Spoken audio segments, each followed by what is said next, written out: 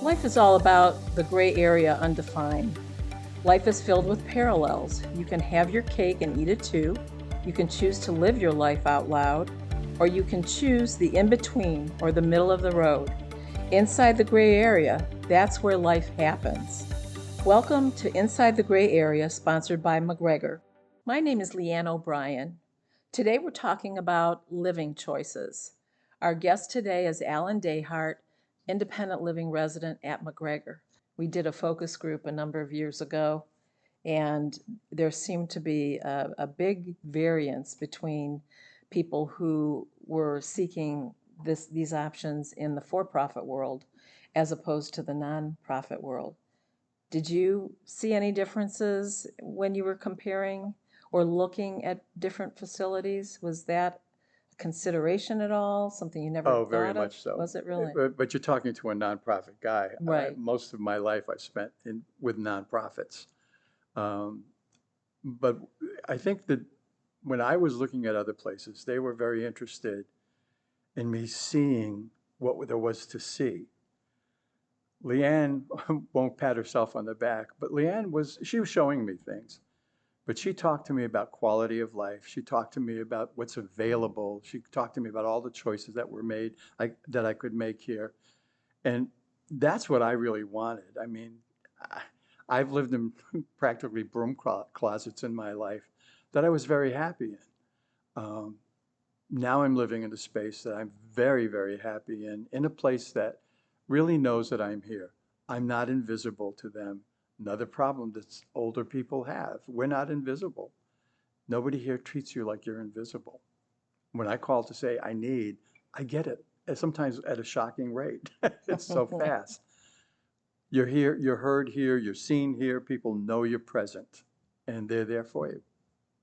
I know giving people a sense of empowerment, and I mean that in the best possible way, empowerment and the freedom to make choices, to say when the time is right for this, that, or the other thing, Yep, and to be fully engaged in their own care. So it's really resident centered. It's not even our activities, for absolutely. example, Yeah, I would agree aren't with that. aren't what we want to prescribe for our Yeah. residents. It's what the collective group wants to do, places they want to go, things they want to see. And, that certainly is very important too. Yeah.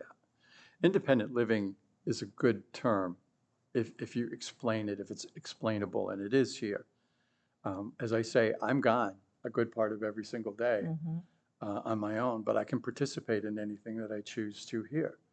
Again, the choices aren't narrowed, they're broadened, and that's critical, I think.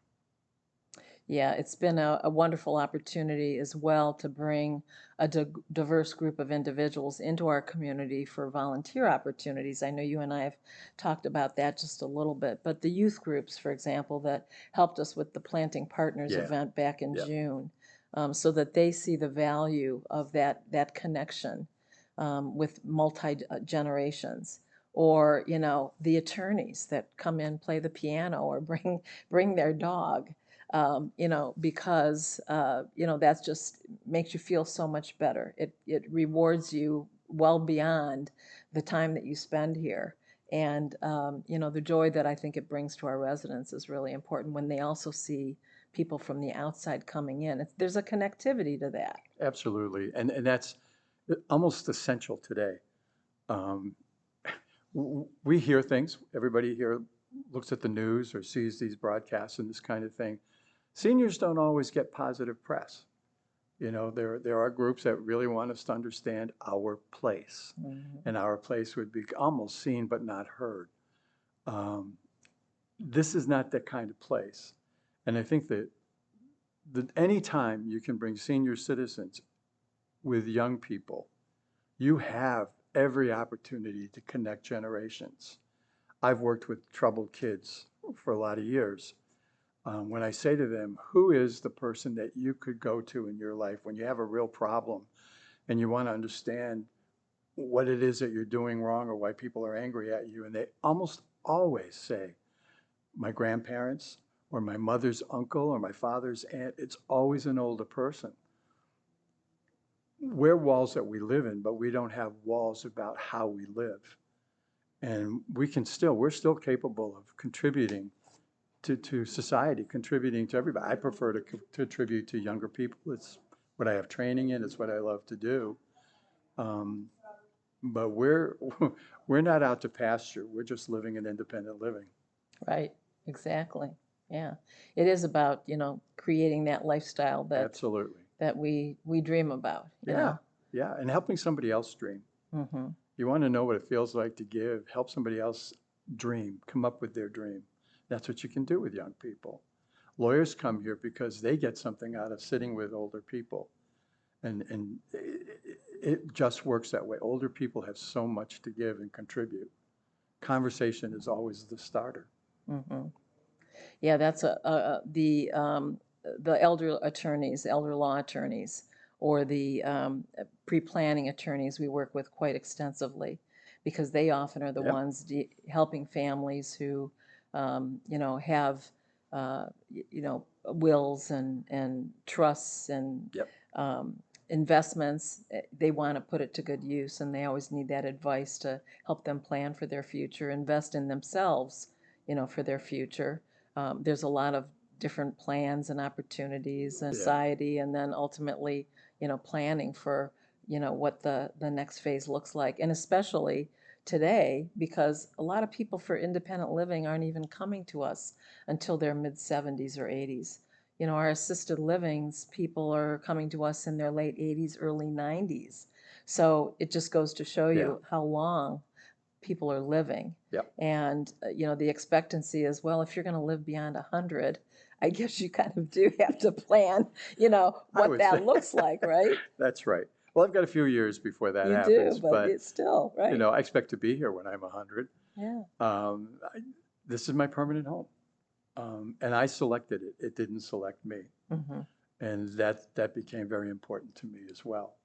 So I think that the services that are offered here, um, I was having I was hospitalized for just 3 or 4 days to get something taken care of, and the staff people here were really concerned about that. What do you need? They knock on the door very lightly and that kind of stuff. I never felt like I was alone. I didn't think I needed anybody to stay with me, and I didn't.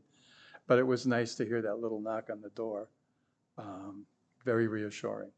So I think that services like attorneys that are well versed and well prepared to help people make their care decisions, that's critical.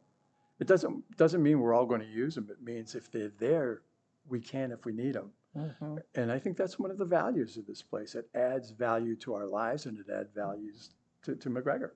Well, and we're forever educating the healthcare professionals and the attorneys because, as this lifestyle, whatever it is, isn't a one size fits all. That's right. It really is, a very personal decision.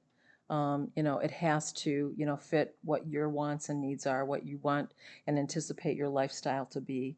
And this industry is forever changing. For sure. For Even the sure. terminology makes it a little difficult sometimes, the difference between what's retirement living or senior living or independent living. Every place kind of uses its own language, so to speak, when it comes to that. And so we spend a lot of time educating healthcare professionals and the legal community about, what makes everybody different, unique, the same, how to help those families, when that time comes to make those decisions. Well, I go back a long way with what used to be called nursing homes. I was living in New York City at the time, what they called the National Nursing Home Crisis. And I looked at the Nurses Association. I was a nurse, and I said, this isn't saying social care, this is saying nursing care. So what Mm-hmm. are we going to do about it? And when you open your mouth, more often than not, you get volunteered to do things. So Exactly. I wound up sitting on a commission where we had open hearings for anybody who wanted to come and talk about what was going on. And in New York City, people respond to that kind of thing. But we watched education for seniors really, really improve. Um, there wasn't anything that was recognizably gerontology at that time. Hmm. Now it's part of physician education. It's part Right. of nursing education. It's part of social service education. But all those things go back mostly to that period of time and sprung Sure. forward.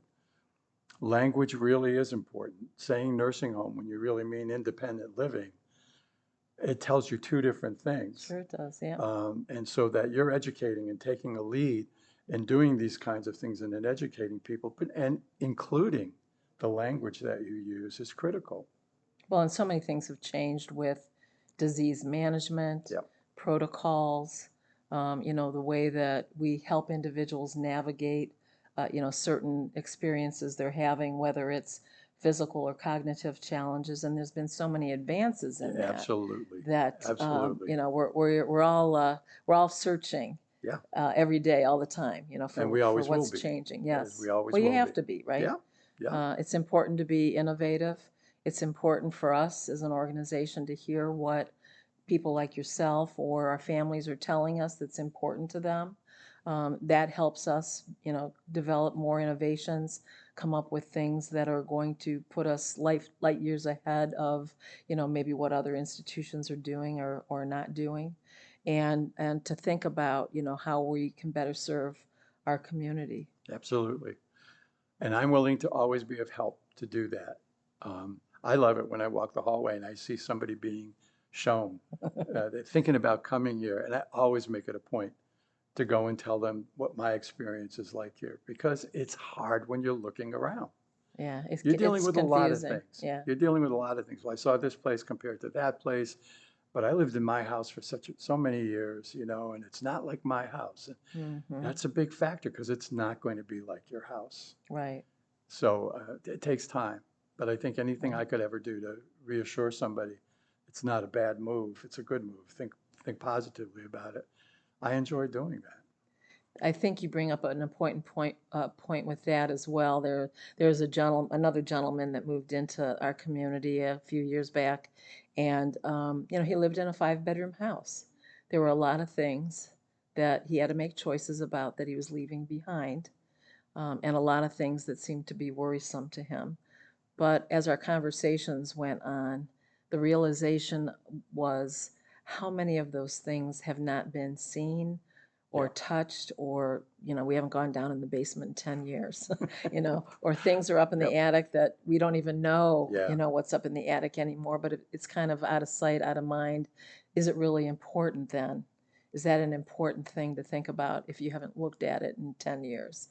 And we finally got to the point where he agreed that this was going to take a lot of worry off of his plate, because he would spend, sleepless nights worrying about how he was going to get rid of this, that, or the other thing, or a collection Yeah. of this and or a collection of that, some of which, people don't collect those things anymore. Right. That's the unfortunate part. Yeah. A lot of that china, glass, and silver has gone by the wayside. Our millennials don't want those things anymore. Or technology, cameras, things like that have changed so much over the years. Yeah. I think when we finally got to a point where he realized he could offload, and that it really was about being forward thinking and not worrying about all that baggage, but thinking about how his life would be so much more carefree without all those things, or having to put the burden on family and friends to figure out ways to get rid of it, to donate it, and so forth. I think when we got to that point, he too confessed that, this was the best choice that he could have made. Yeah. And a lot of people share that sentiment, I think, when they reach that point. I did. I had to make big choices about what was coming and what I wasn't going to take. Right. Gave away the things that I wasn't going to take. I brought with me a collection of original paintings from Native American Indians. Beautiful pieces, probably better recognized by other Native American Indians, but they're hanging on the walls in my apartment. And they serve many purposes. One, I like the artwork itself, but I also like the stories of every piece of Sure. art. Yep. And it's nice just to sit in my living room every now and then, gaze at one of them, and remember why I got it, who the artist was, what it represents to me, it represents the years that I lived at an Indian reservation. Mm-hmm. So things are important. You got to take your memories with you in whatever shape or form you can. They don't always come in pieces of art, whatever, but take some of those memories with you. And we're well equipped. Families are well equipped to help make those decisions. Mm-hmm.